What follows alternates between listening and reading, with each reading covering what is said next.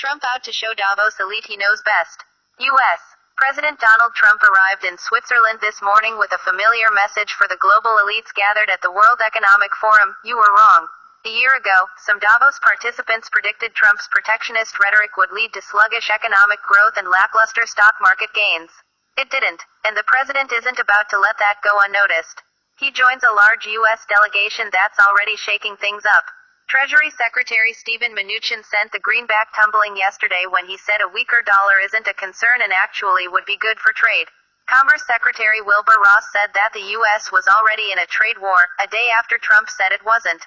Look for the president to boast about U.S. economic performance during his first year in office: unemployment down, the stock market up, robust growth.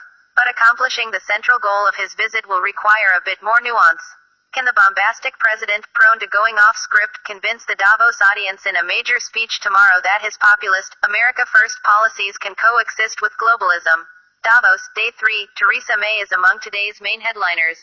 The UK Prime Minister and Israeli Premier Benjamin Netanyahu each have bilateral meetings scheduled with Trump at the Swiss Alp gathering.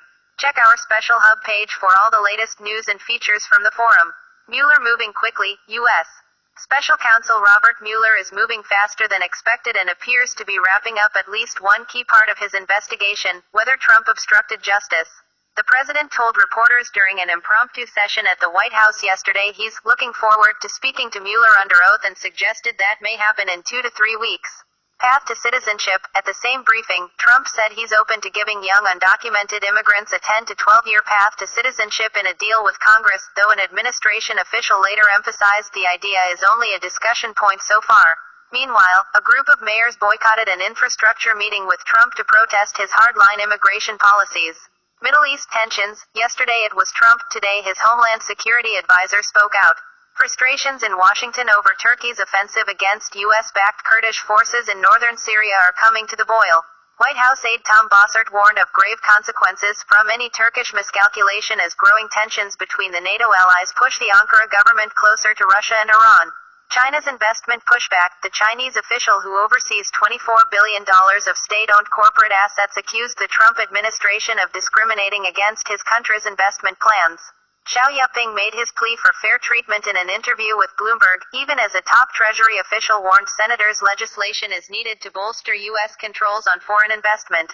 Fundraiser fallout. Male business leaders and government attendees of London's President's Club charity dinner are rushing to explain, defend themselves against or brush off a Financial Times report that multiple hostesses at the men-only event were harassed, groped and insulted.